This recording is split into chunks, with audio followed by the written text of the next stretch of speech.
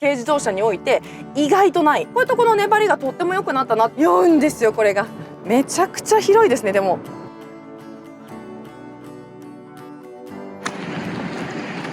はい、皆さんこんにちは。自動車ジャーナリストの今井ゆうきです。今日はですねプロトタイプになってるんですけれども、日産のルークスをクローズドコースで使用したいと思います。かなり静かにっていうのをですねこの後ご覧いただけたら嬉しいです。チャンネル登録と高評価で応援してください。自分で施工でこの効果、シラさん50。はい、というわけで試乗していきたいと思います。これです。この携帯をここに開けてこう挿しておけるというね。これめちゃめちゃ便利ですよね。まあ行きましょう。さあ今回ですね走りも結構変わったということなんですけれども、その前にシートがねすごく変わったという話なので、シートのインプレッションもしていきたいんですけれども、私の過去動画をですね、日産の車の過去動画をご覧いただいた方にはですね、私が日産のシートに対してめちゃめちゃ辛口だよっていうのをご存知の方もいらっしゃるかもしれないですけれども、ゼログラビティシートっていうね、日産は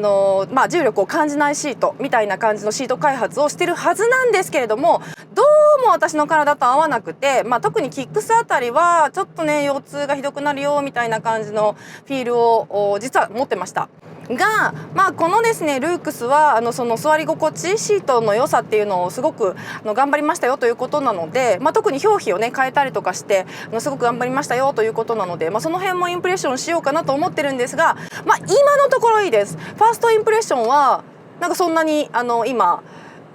あんまり悪くはないんですが、ちょっとまた柔らかい感じがするので、今回ね表皮の素材をですねシーツとかそういうものにも使われるようなものに変えて、座り心地を改善しましたよというお話だったんですけれども、そもそものウレタンを変えないとっていう感じもするんですよね。表皮で変えてもね、ここがちょっとねまずねごめんなさい、一番最初にですねっていうポイントを言いましたが、さておきこの軽自動車っていうパッケージを考えると、めちゃめちゃね遠出をするための需要というよりは街乗り需要だと思いますので、ちょい乗りの時のこのふわっとした感じっていうのを逆に好ましく思う人がいるかもしれないです。私はどうしてもね長距離走行を考えてしまうのでちょっと辛口にね言ってしまいますけれども、全体的にですねこのシートの大きさちょっとベンチシートみたいになってるじゃないですか。このゆとり感っていうのはとってもいいんじゃないかなと思いました。それから意外なって言ったらあれなんですけど、シートのその厚さというかバウンスっていうかその硬さっていうのはちょっと個人的にはもうちょい、改善しても欲しいなっていうところは実はあるんですけれども、実はですねドライビングポジションは結構取りやすいです。ここすごいいいなと思うんですけど、だからこそねやっぱりもうちょっとシート自体をっていう風にね思ってはしまうんですが、それを置いといてドラポジが取りやすいっていうのはこのコンパクトクラスというか軽自動車において意外とない。もっとなんかこうぶら下がるようなこんなポジションになっちゃったりとか、ペダルとそれからハンドルの位置があんまりうまくアジャストできなかったりとかっていう車が多い中で、この子ね割とちゃんと運転できてます。こんな言い方したらちょっと上からになっちゃって申し訳ないんですけども、めちゃくちゃまともなドラポジで走れる。ドラポジでやっぱりすごい大事で、何が大事かってやっぱりハンドル回せる、ペダルをしっかり踏める、それから頭がぶれない、体がぶれないってやっぱ安全運転の一番基礎なんですよね。パッとハンドル切れるとか、その反応が遅くなるようなシートの設計だと、ドラポジの設計だとねやっぱりどうしても切り遅れていくし、例えばこうジグザグのね道走っていく時にどんどんそのね軌道が大きくなっていく、ハンドル切れないからどんどん切り遅れていくんですよね。で最終的にはグッて曲げなきゃいけなくて上輪全部酔っちゃうとか、あわやスピンね最悪っていう感じになりがちなんですけれども、そのドライビングポジションの取らせ方はとっても上手だと思いました。なので、このドラポジの作り方に関してはもう拍手っていう感じですね。でこのハンドルとメーターのこの関係性も非常に見やすいです。今回軽自動車で初めてこのね大きな 12.3 インチのパネル、横長のねパネルが採用されたんですけれども、やはり日産といえばプロパイロットですので、このプロパイロットの使用感っていう意味でもこのメーターとの視認性相性っていうのがとても大事だと思うんですけれども、ここねとってもよく考えられていてすごく見やすい。ね、こんなに大きなパネルになって、ハンドルもねそんなに大きくできない中でこの視認性を叶えられていると運転する時に安心感っていうのがすごくあるんじゃないかなと思いました。はい、そしてですね先代のルークスから一番変わったところはここです。この窓なんですけれどもよりですねその視覚をなくし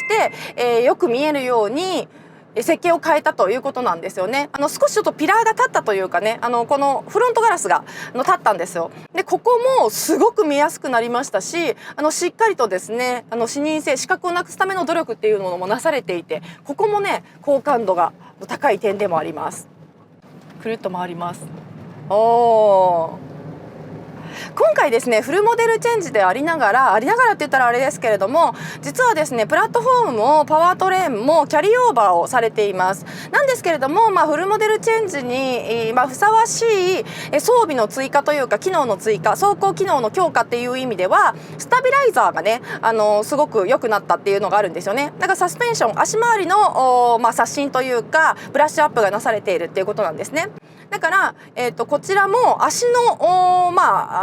微調整というか、ネガティブがね同じプラットフォームを使っているということもありますのでネガティブがもうできちゃってるので、それに合わせてですね、そのスタビライザーを強化したっていうところがあるんです。でプラス 20% ぐらいですねその合成を上げられているというのと、ちょっとね取り付け合成とかも変えたんじゃないかなと思うんですけれどもこういうとこですね今ぐるーっとですね R 超えていってますけどもこういうとこの粘りがとっても良くなったなっていう感じはします。でレスポンスが良くなっているのでそのハンドルの操作に対しての応答性がすごく高いのでこれだけの車高それからね今日ね台風が実は来ていてちょっと風が強いんですけれどもこの横風の影響っていうのも実はあんまり受けてなくてここもね上手に味付けされたのかなっていうことを感じさせます。とってもねこの今レーンチェンジしましたけれどもこの揺れの収まりっていうのが良くなりました。で縦方向は硬くして横方向は柔らかくしたみたいな感じの小刷新も行われているらしいのでこのサスペンションに関しましては上手に味付けをねコストをかけずにされたのかなっていう感じもします。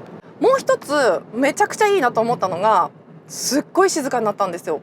やっぱね軽自動車っぽいペラペラ感が本当になくなったっていうと分かっていただきやすいかなと思いますけれどもドア閉めた時の音もそうですしこの実際に乗っててですねめちゃくちゃ風吹いてるんです今日めっちゃすんごい強風なんですよ。もうカメラマンさんの髪の毛が他社のね私一人でやってるんであれですけど他社のカメラマンさんの髪の毛がですねもうメドゥーサみたいにこうわーってこうね渦巻いてるみたいな感じになってるぐらい風が強いんですが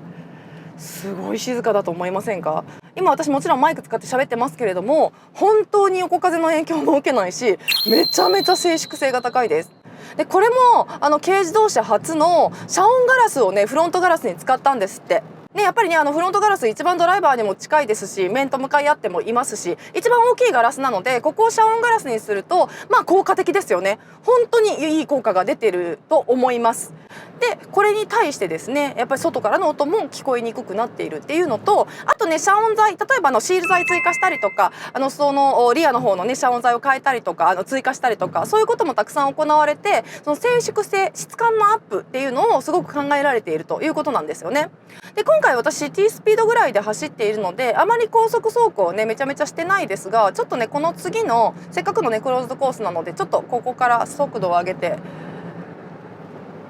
はい肉の車ではありますが速度を上げていきたいと思います。やっぱりね高速道路もね今軽自動車ねたくさんおいいじゃんいいじゃんいいじゃん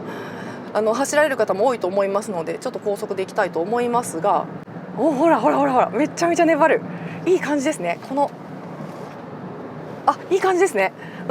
これはねそのサスペンションの刷新っていうところが出てると思います。今ちょっと左右にですねS 字のようなターンに入ってきましたけれどもこれぐらいの背の高い車で、プラットフォームを変えずにねサスペンションだけで合成を出しているっていうところはとてもいい味付けがなされているような感じがしました。すごく好感度が持てると思います。はい、そしてこれでベタ踏みでいきますよ。静かじゃん。いいですね。やっぱりね騒音ってやっぱそれだけでちょっと疲れちゃうのでやはりね静粛性っていうのはそのドライバーの居住性っていう意味でも、非常にね大事なところなのでここはねこれだけ静かになっているとドライバーもねすごくメリットを感じるんじゃないかなと思います。でも本当にリズム良くなりましたね。リズムのいい運転ができるようになりましたね。やっぱ車のね背が高いので、こういう運動性能っていうのはやっぱりこうやっぱ触れちゃうと酔うんですよ。酔うんですよ、これが。本当に特に後ろのお子さん酔うんですよ。なんですけれども結構だからといってそう硬くなったわけではないのがねちょっと面白いですよね。なんか柔らかくするところの方向性と硬くするところの方向性っていうのを上手にねバランス取られたような感じもしています。こういうね大きなギャップを越えた時の路面のあれみたいなところを越えた時のね音っていう感じもすごくいいです。いきますよ。グニョーングニョーン。うんうんうんうんうんうんうんうんうんうんうん。戻りがいいですね、やっぱりね。この、合成の強化とかもされてますから、ここのですね戻っていく時にこうフラフラってすると一番おえっとなるんですけど、そう入っていく時はねまだいいんですよ、加速している時は。でも、戻っていく時の再加速の時に変な挙動が出てしまうとそこで酔いがちになってくるので、これだけねビタッと決められるっていうのはすごくいいかなとも思います。この家の今回ですね横浜のブルーハース履いてますけれども、これとのマッチングも良さそうな感じがしました。そうそう忘れてた。なんでこんなハンドリングがいいのか。これねモーター追加してるみたいなんですよね。この電動ステアリングの制御も変わってます。良くなりました。そうそう、だからだよ。足と電ステが良くなったので、ここの両方の相乗効果によりましてすごくハンドルを決めやすくなりました。舵を決めやすくなったというかね。なので例えばハンドルを切っていった時ですよね。なんか一発コーナーに入っていって、この先にもう一個コーナーがあったりするでしょ。今この道とかまさにそうなんですけど、今からまたねこれ R が変わるんですよ。こういう時の切り出しとかしていった時のそのタイヤの角度、ハンドルの角度っていうのがすごく決まりやすくなりました。だから変な遊びがなくなってスッとこう鼻先をコーナーの先に向けていけるようになったっていうのはめちゃくちゃ気持ちいいです。本当にすっきりしたね、クリアになったっていう感じがしました。運転しやすくなってるのはすごく嬉しいですよね、やっぱりね。今回の刷新の内容からすると顔はすごく変わりましたし、使い勝手も変わったし、またそうプロパイロットがめちゃくちゃ進化しているので、ここをねもうフルモデルチェンジとは言ってますけれども、パワートレーンが変わったとか、例えばもう本当にプラットフォームが刷新されたっていうですね車にとっての、我々にとっての大きなニュースがあんまりないのでどうかなと思ってましたけど、しっかり新しくなってます。特にこのステアリングとサスペンションの進化っていうのはもう特筆して良くなった部分だと思いますので、ここはねぜひ期待していただきたいです。本当にこういうね日産って車高いんですよね。ちょっと軽自動車の価格帯が少し高いんですけど、プロパイロットがついてるだけあって、でもやっぱりその分高いだけあるよねっていうね、費用対効果はちゃんとあるよねっていう感じもしますね。はい、お願いします。それでは後部座席もぜひインプレッションをと。後部座席もぜひインプレッションをということなので後ろに座らせていただきました。今回ねテストコースなので割とトリッキーなハンドリングとかもあるんですけれども、逆にそういうところがどういう鉱石の、これはでも運転手の腕にもよるよ。プレッシャーはい、日産広報の方にお願いしております。めちゃくちゃ広いですね。でも本当にこれは広すぎて足がですねブラブラしちゃうぐらい広い、これはすごいポジティブな意味でなんですけれども、本当に快適な広さです。で後席に関してはですねどうだろうな、もうちょいシートが厚くてもいいんじゃなかったかなと思うんですが、割と突き上げはちょっと感じるかなとは思いますね。けど静かです。この静かさっていうのはでも運転席が静かすぎて運転席からすぐ後ろに乗り換えるとちょっとかわいそうかも、ちょっと比べるところじゃないかも。でもねすごく私はなんていうのかな、この路面のインフォメーションを感じるっていうところは決してネガティブじゃないと思ってるんですね。でなぜならばやっぱりお尻にインフォメーションがあった方が、私これいろんな人に聞くんですけど結構しっかりとインフォメーションあった方が子供が酔いにくいってみんなおっしゃるんですよ。であまりにもふわふわさせると逆に酔うって言うんですよね。でなのでちょっと電動サスペンションとかで妙にふわふわさせてる車の方が酔う人が多いということなので、そこは私は逆にこれぐらいしっかりインフォメーションがあった方がいいんじゃないかなと思います。ただやっぱりこれぐらいの空間が広い車の中ではやっぱり静かさっていうのはいいとこ行ってんじゃないかなと思いますよ、やっぱり。そうで後席のシートもですね、ぜひ体感してくださいということで、表皮今回変えたという話なんですけれども、表皮というかこのね表の生地ね、でこれはシーツとかにも使われるようないい生地使いましたということなんですけれども、確かに体ぶれないです。特にこのショルダーのところがエコレザーになっているので、ここでちょっとねグリップがなくなるかと思いきや、背中のところでしっかりと生地でねホールドしてくれてる感は確かにあるので、今もういいペースで走っていただいてますし、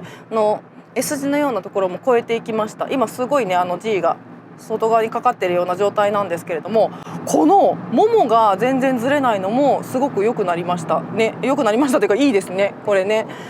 どうしちゃったのっていうぐらい広いです。しかもねやっぱり後ろに乗ると思うんですけど、このね軽でですよ、このリクライニングができるっていうのはやっぱり普通車でもないからね。後席がこの前なんか某高級ドイツ製、普通車に乗らせていただきましたけど、それも後席リクライニングしなかったもんね。それを思うとこれはもう思いやりの一台ですよ。本当にスペックにね現れるところじゃないところが改良されてるってメーカーの良心だと思います。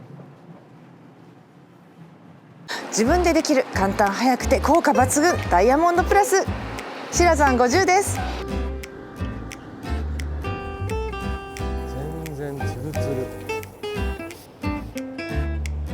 はい、というわけで今日はこちら日産の新型ルークステストコース試乗をお届けしてまいりました。いかがだったでしょうか。かなりね路面が綺麗なところなので、これは一般道すごく楽しみになりました。もともとですね日産の軽自動車は非常に商品力が高いですので、それに走りが良くなってデザインも変わったとなると、